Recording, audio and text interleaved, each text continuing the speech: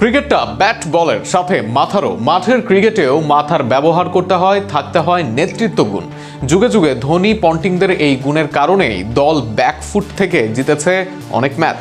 সেখানে বর্তমানে পিছিয়ে নেই বাংলাদেশ, যেখানেও আছে অনেক বুদ্ধিমান অধিনায়ক, কিন্তু তাদের মাঝে সেরাকে তা নিয়ে থাকছে প্রতিবেদন। ক্যাপ্টেন ফ্যান্টাস্টিক নামে খ্যাত ছিলেন মাশরাফি মুর্তজা। বোলার মাশরাফি সেরাদের সেরা হবেন কিনা প্রশ্ন থাকবে, তবে অধিনায়কত্ব ম্যাচকে এনেছিল পঞ্চ পাণ্ডবের তালিকায়। এমনকি অনেকের কাছে হয়েছেন পঞ্চ পাণ্ডবের সবচেয়ে পছন্দের একজন।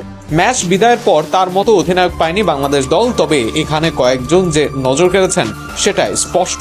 সেই তালিকায় আছেন সোহান, শান্ত, লিটনরা। আবার মিরাজ, মাহেদিরাও সাম্প্রতিক সময়ে অধিনায়কত্ব করেছেন, কিন্তু তার মাঝে সেরা কে? জাতীয় দলের টি-20 ফরম্যাটের অধিনায়ক লিটন দাস। অধিনায়ক হিসেবে সংবাদ সম্মেলনে ম্যাথিউ লিটন। মাঠের ক্রিকেটেও লিটন অনেকটাই টেকনিক্যাল। তার অধীনে দলের সাফল্য কম নয়, তবে অধিনায়ক লিটন নিয়ে একটা সমালোচনা আছে। অধিনায়কত্ব নিয়ে পারফর্ম করতে পারেন না লিটন, যে কারণে অনেকবার ভালো অধিনায়কত্ব করেও ক্যাপ্টেন্সিতে আসা যাওয়া তার।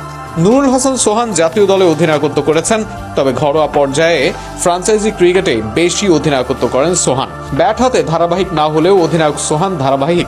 তার অধীনে জিএসএল-এ এক শিরোপা, রংপুরের একবার হয় রানার আপ। ঘরোয়া আসরেও নেতৃত্ব দিয়ে দলকে শিরোপা জিতিয়েছেন।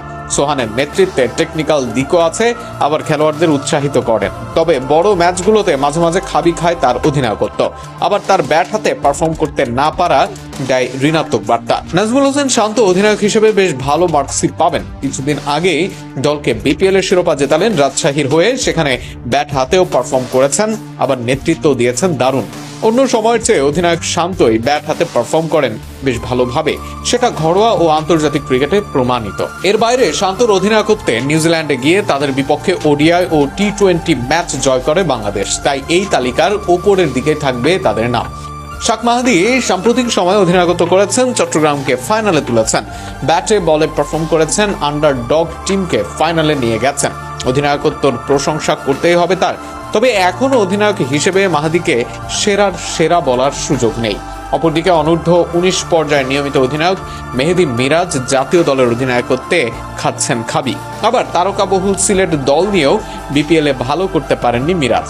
সবকিছু মিলিয়ে এই তালিকায় সেরার নামে এই দুজন থাকবেন। এই মুহূর্তে সেরা অধিনায়ক নিয়ে লড়াই হবে তাই 3 ব্যাটসম্যানের। সেখানে শান্ত এগিয়ে থাকবেন, তবে সোহান খুব বেশি পিছিয়ে থাকবেন না। তবে এর পরের স্থানে থাকবে লিটনের নাম। যদিও ব্যক্তিগত পছন্দ অনুযায়ী এই নামগুলো এদিক ওদিক হতে পারে, কেউই যে খারাপ অধিনায়ক নন এটা নিশ্চিত।